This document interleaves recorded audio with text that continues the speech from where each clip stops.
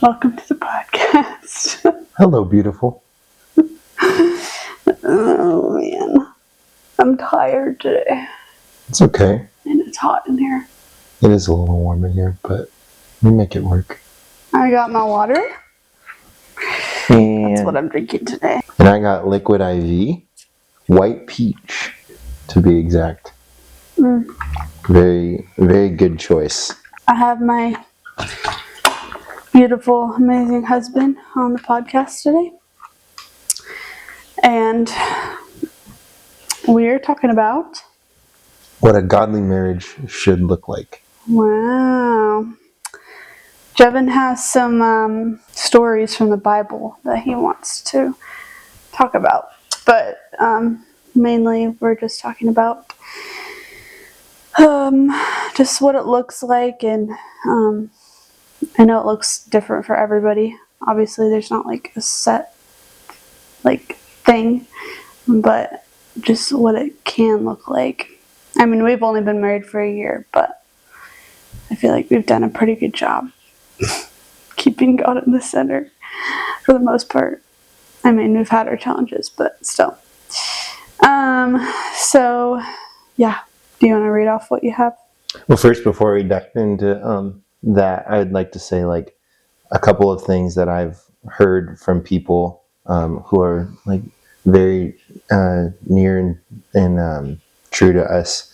My father-in-law, one of his pieces of advice that he gave me is that couples who pray together stay together.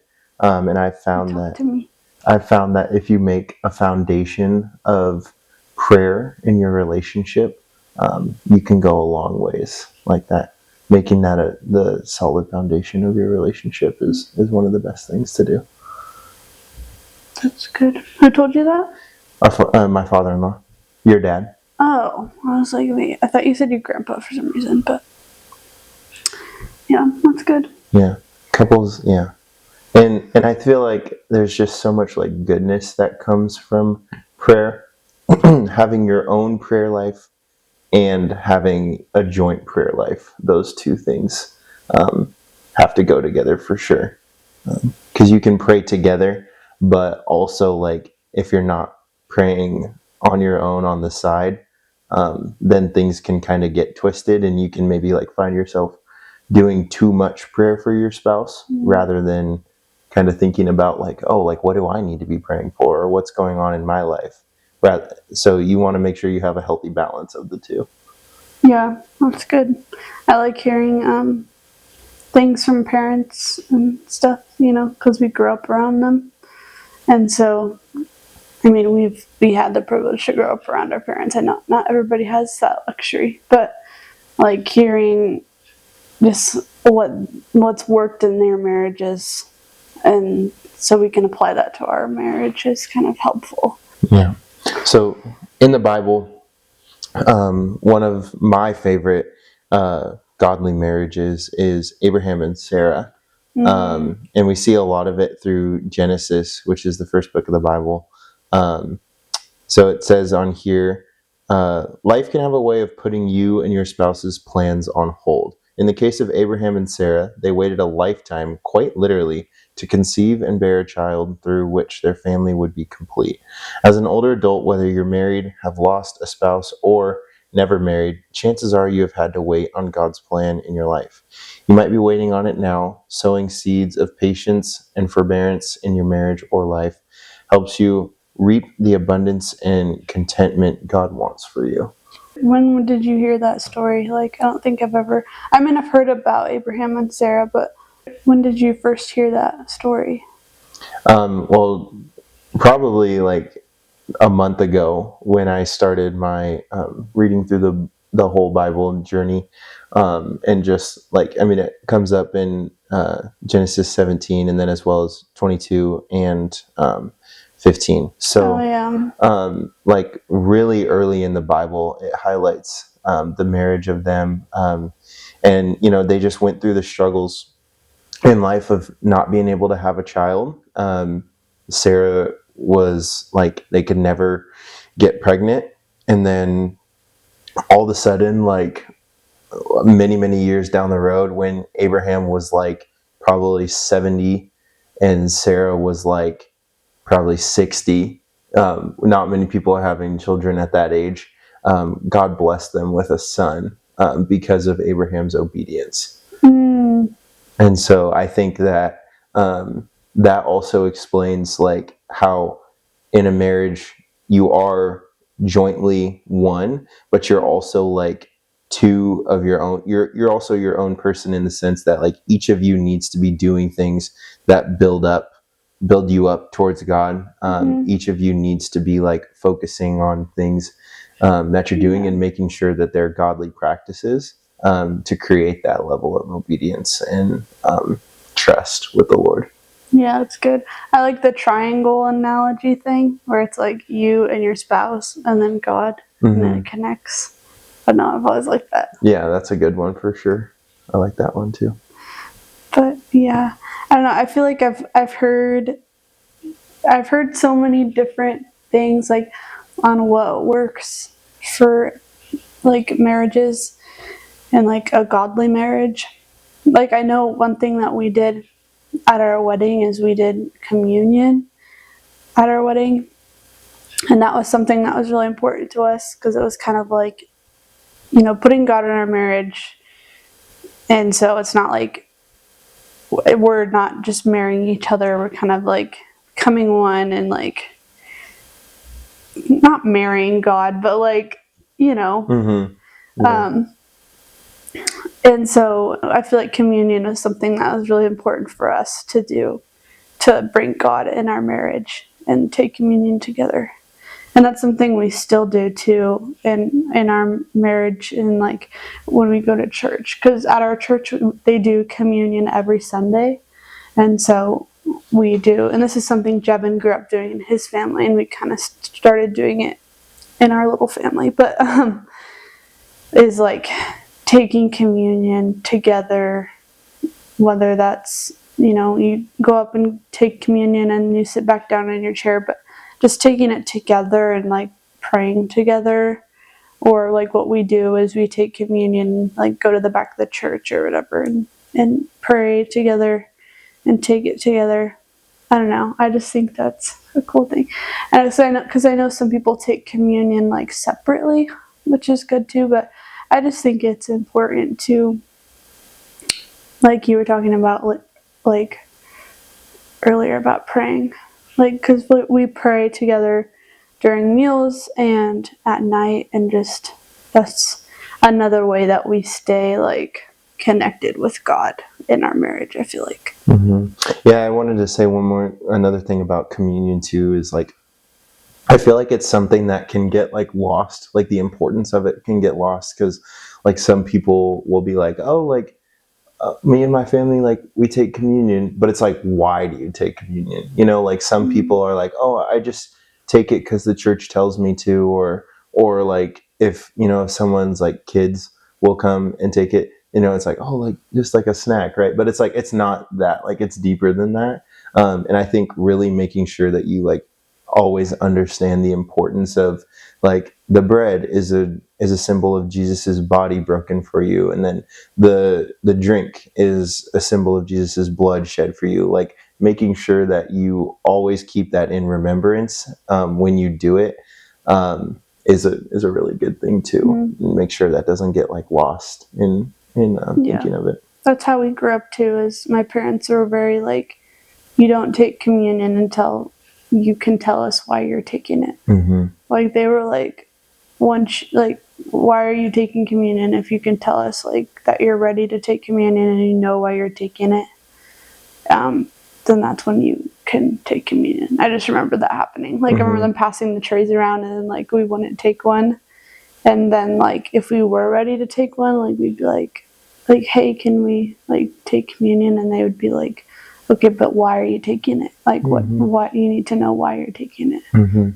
Instead of just being like, ooh, juice and cracker. Like okay, you need to remember, you know, this is a remembrance of me, as in remembrance of God or Jesus sacrificing himself on the cross for sin. So, but yeah, that's a practice we really like to do in our marriage. I noticed there's a lot of things about marriages in Genesis, or like stories. I don't know. I was looking at verses and like Genesis 2:24. That is why a man leaves his father and mother and is united to his wife, and they become one flesh. Marriage is a covenant established by God, uniting two individuals into one. It reflects commitment, intimacy, and a lifelong bond. That's another one that's like kind of people have a hard time grasping the concept of, like, I don't know, this is something we learned in like our marriage counseling, or I learned, I guess, is like the concept of leaving your father and mother and united to each other is like, you're not like leaving in the sense of you're starting your new family, and like Jeven is now my biggest supporter. And like, I remember when we were dating and stuff, and like I would say like, oh, like, you're my number one supporter, and Jeven would remind me and be like, no, your parents are your number one supporters, which I thought was really cool of him. But and then it's like, now that we're married, like, Jeven's my number one supporter, he's my husband, like, we're one flesh, like, we have our own family.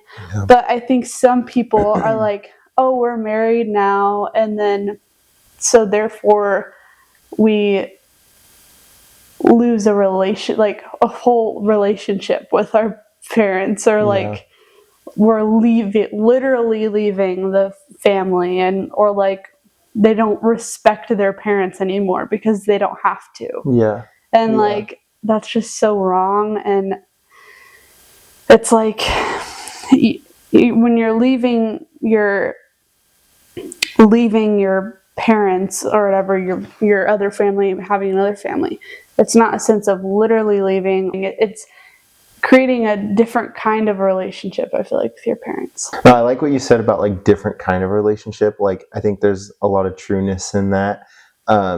It's still like you and your parents are still connected. Like, just because you get married, like, doesn't mean like, oh, like, now you're married, you can never talk to your parents, or like you can never like go see them or anything like that. Like, I feel like sometimes that is a thing that gets lost in marriages. And also, like, you see some people, like, because they are married, like, now they feel like they have to do it all on their own. Or like, some parents, not everyone's, but like some parents are like, oh, well, like, now you're married, like, you guys are your own thing, like, you guys are running the show, kind of thing. But I think that Sierra and I have been really blessed, to have parents who are still involved even though we're married. Like, they're still like checking in on us, like asking us questions. How are you doing? Mm-hmm. Helping us out like when we need it most. And I just think that's great. Like,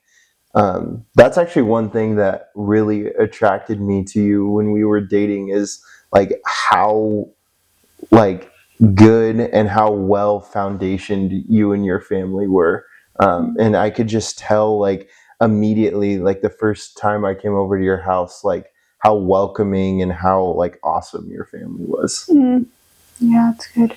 I think our families are super similar too, so that's another thing that's helpful, is like having, like, not saying that, oh, your families have to be similar. I'm just saying, with us, that's something that was helpful, in the sense of me and Jeven already had a lot of the same aligned family morals and aspects in that way. Mm-hmm. Yeah, and like right versus wrong. Yeah, like right versus wrong, which, I mean, obviously, it's not like we grew up like knowing right from wrong and then like did that. Yeah. But like, we, learned, and having parents with the same like morals and things like that was kind of helpful. But I know it's not the case for everybody, but that's just something that was helpful for us. Yeah. Another one that I feel like a lot of people hear when you hear the like term like godly marriages is, and this one I'm like speaking a little bit more to husbands, but like also like, just relationships in general. But there's that call, and it's in the Bible where it's like, husbands, lead your wives. And I feel like a lot of husbands, especially myself, like we get so fixated on that term lead. Like, oh, like if we're not providing, as far as like if we don't have a full-time job, or if we don't cook dinner for our wives one night, or if we don't like, whatever it be, like if we don't clean the house one day or something like that, then that feeling of like leading goes away, and it's like, oh, like now I'm not leading my wife. And it's like, I don't think that has to be so solely put on the man. Like, I think that there is a lot of pressure that gets put on husbands, but I think what's lost is that it's a team thing, and marriage is a team thing. Like, yes, husbands, we are called to lead our wives, but we are called to do it together. And it's a balance. It's not like just because, like, that means that you're the only one that can be making money, that means that you're the only one that Yeah, it's not like you do everything and I just sit on the couch. Yeah, exactly. Yeah. Leading There's is like a two-way thing, for yeah, sure. I mean, yeah, the men are called to lead the family and provide, and we 100% agree with that. But like, I think some people like look at it, and maybe some men look at it, and some women look at it like, oh, the men are supposed to lead. Like, does that just mean like they just do everything, and like I don't get to do like, and they're like in charge of me? I'm like, no, that's not what it is. It doesn't mean that they do everything and you just sit there. Like, it is a team thing. But yeah, I think some people take that like out of context. Yeah, for sure. And that's why you should read the Bible and get into that, because it tells you a lot more in there. Amen. Another one that I found was Ecclesiastes 4:9-12. Two are better than one because they have a good return for their labor. A cord of 3 strands is not quickly broken. Marriage provides support, strength, and shared purpose. When God is the third strand in a marriage, it becomes unbreakable. And I've always loved that. I've always loved that. Like, a cord of 3 strands is not quickly broken. I've always loved that. I always think of like a braid, or like woven string or something, like braided, like 3 pieces. You need 3 pieces to braid, usually for like a normal braid, anyways. And it's like you can't break that, like, I don't know. I've always seen it that way. Maybe that's just the hairstylist in me, but Yeah. still.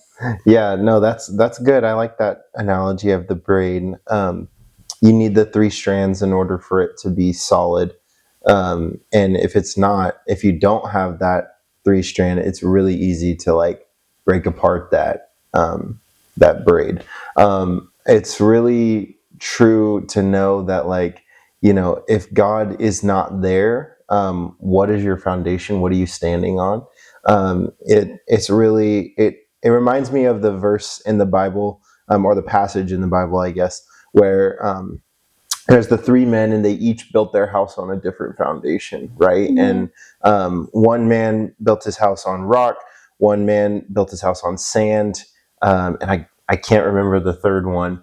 But the man who built his house on rock, like when the winds and the storms came, right, his house stayed up compared to the other 2, because he had that good foundation. And I talked about it earlier, but there's just like so much that's true about having a solid foundation in a marriage, especially a godly marriage. And building those, like, this is another piece of advice that I was told from our pastor, Riley and Brittany.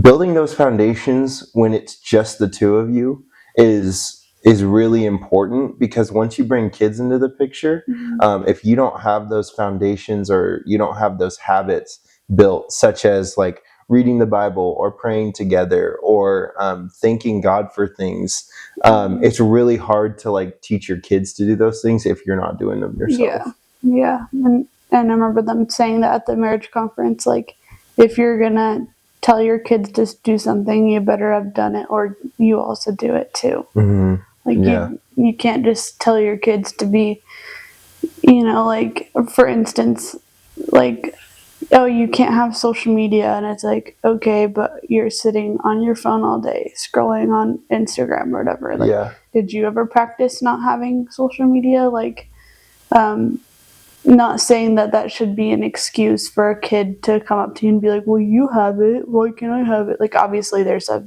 thing with that, like you're protecting your child from things, and they can wait till they're older, but like just practicing, like you should put into practice, not what's it called, like cleansing yourself or whatever from social media or electronics or TV or what's it called during Easter time? Oh, Lent. Yeah. Like I think Lent is a really cool thing. I've never successfully done a Lent thing, but like I think it is a cool practice to even try. If you don't get all the way through, that's fine. But to even think like in your like to even do it for a period of time, I think is cool for you to do that. Whether that's like no TV or no social media, I don't know, or to read more, and that's another thing, like replacing it with something good. It was like, oh, no TV, but I'm gonna read more or read my Bible when I want to watch TV. I don't know, and I was kind of like, I don't know, but it's off topic. But still, if your child can't do it, then maybe that's something that you should practice too, or have practiced before. Yeah.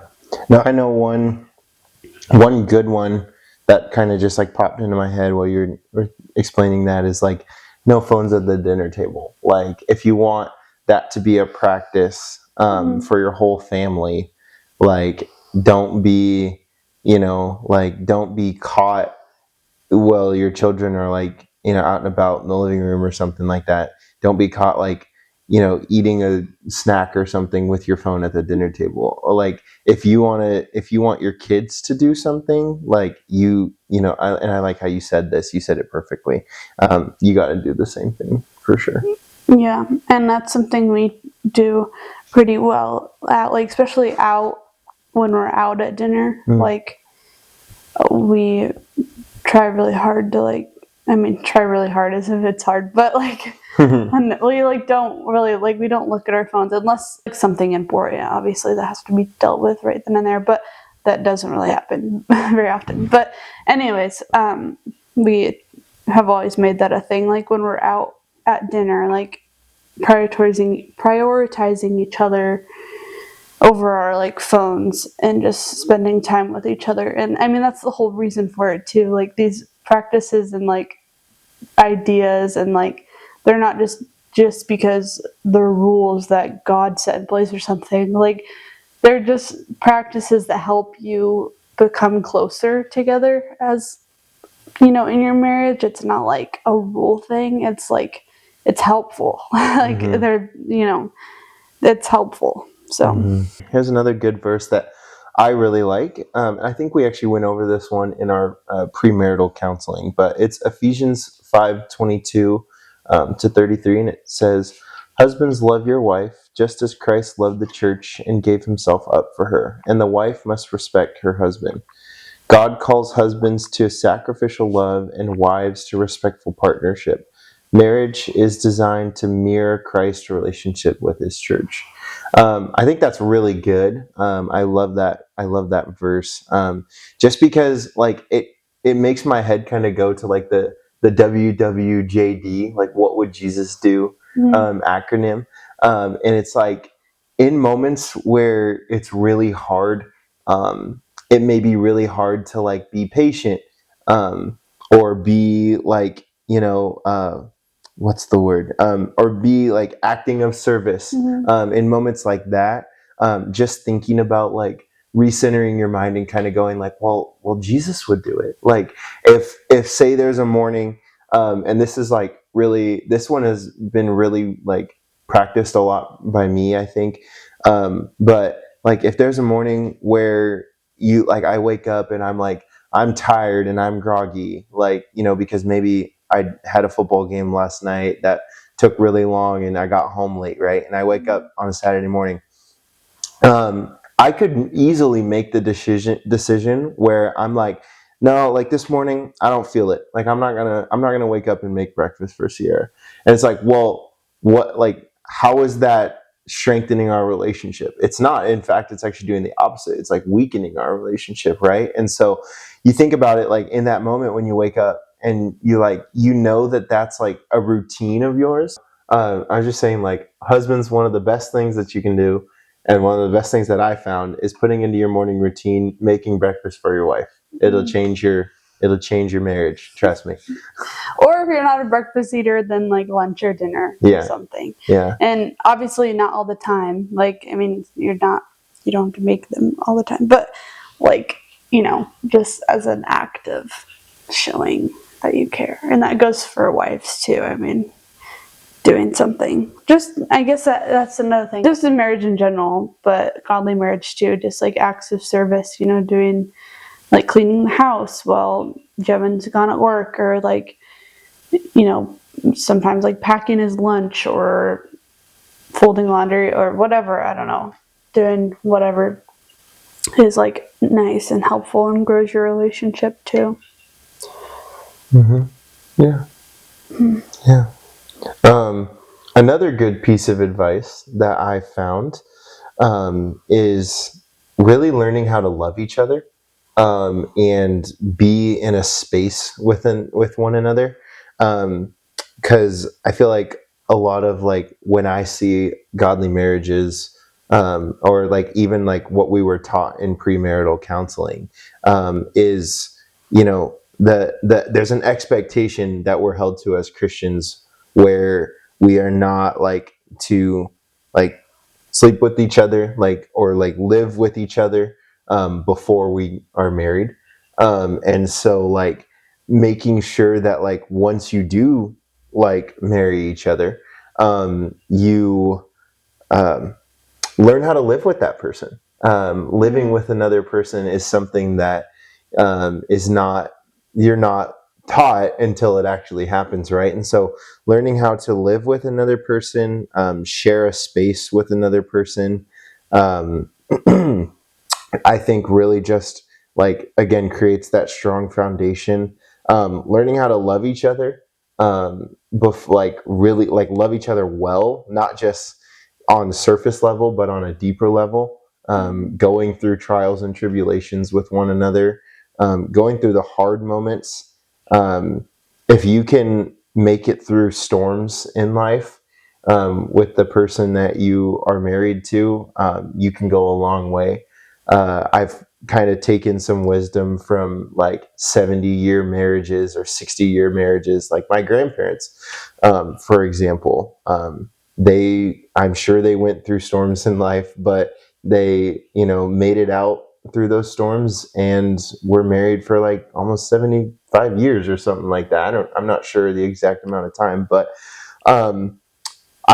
what the point I was trying to get to, was that sometimes,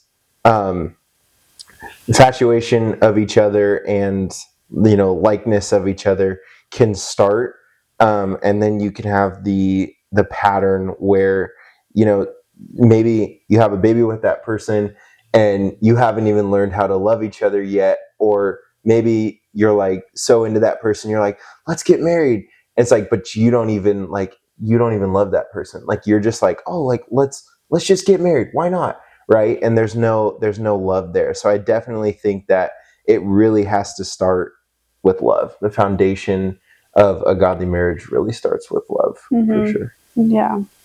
And like a healthy love too, not like because ow, I just ripped my hair out. Are you okay? Yeah. Like a healthy love too, not like, there's a difference between like love and like attachment. There's a difference between like love and attachment. Because like you can be like attached to somebody and it not be like healthy. And so like out of attachment, you could be like, oh, I want to be with you forever because you're like attached to them. because you don't want to be alone, you know?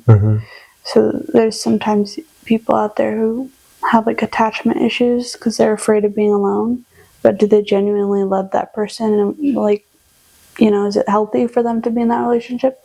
No, but they don't want to be alone. So they're going to like say all the right things and have, you know, be attached, but not like truly love them for the right reasons. Yeah. So that's another thing, is just loving your partner. Another good one is 1 Corinthians 13, 4-7. Oh, this one's so good. Yeah, I love this one. And so does Jeven. Love is patient, love is kind, it does not envy, it does not boast, it is not proud, it always protects, always trusts, always hopes, always perseveres. This passage defines the kind of love that sustains a godly marriage: patient, humble, selfless, and steadfast through every season. I love this verse because it's so straightforward. It's so straightforward, and it's just like, love is patient, love is kind, does not envy, it does not, like, it's like telling you what love is and what it should be. Just like, I don't know, I've always loved that verse. It's so good. It really answers the question, the song, I want to know what love is. Oh my Well, goodness. there you go. We just explained. Oh my goodness. Yeah. Anyways, 1 Corinthians. Hold on. It's so cute when you yawn. You know that? 1 Corinthians 13, 4-7. It's a good one to get into. Or if you like ever question love, like it, I don't know, it just tells you right there. I really like that one. So that's a good one to get into too. But anyways, thanks for having me on the podcast. Yes, I know it's like kind of like a tired, hot day, but yeah, that was fun. I'm glad you had lots to say. Yeah, one last thing before we go is Bible study together is really cool too. Oh yes, Bible study and devotionals together. Yeah. Just talking about, you know, things that you read. I encourage a lot of couples out there to invest or to purchase a devotional book. Little plug, Streams in the Desert. Yeah. If you guys want to check that one out. Yeah. Me and Sierra love that one. Or even like, I also want to preface that you don't have to do everything together. Like you need to have your own personal relationship with God aside from your marriage together. So these are just things that work like together in our marriage, but you also need to have, like, because we like get up and Jeven has his Bible time by himself, and like I'll read my devotions, and you know, we both obviously pray separately and have our moments with God and journal. Like I'd like to journal, and you know, like having your own relationship together, and then having your own relationship with God, and then have like coming together with that. It's not like it's not everything's together. Yeah. So that's the last point I want to make. But yeah. Thanks for being on the podcast. Yeah, thanks for having me. This was fun. I hope this was helpful for people who are watching. We've only been married a year, but it's good for at least new married people to listen to. Yeah. Or young married couples? New married people to listen to. Yeah, I said that right. Yeah. I know, I thought I brain farted there. But yeah, or even if you're like 30 years into your marriage too, it's good to like come back at roots or the foundation of what your godly marriage should look like. Because sometimes if you're married for a long time, then you start to trickle out and we forget. But it's a good reminder. But yeah, also if you're newly married, then I hope this is helpful too. But yeah, thanks for being on the podcast. Yeah, of course. I love you. I love you.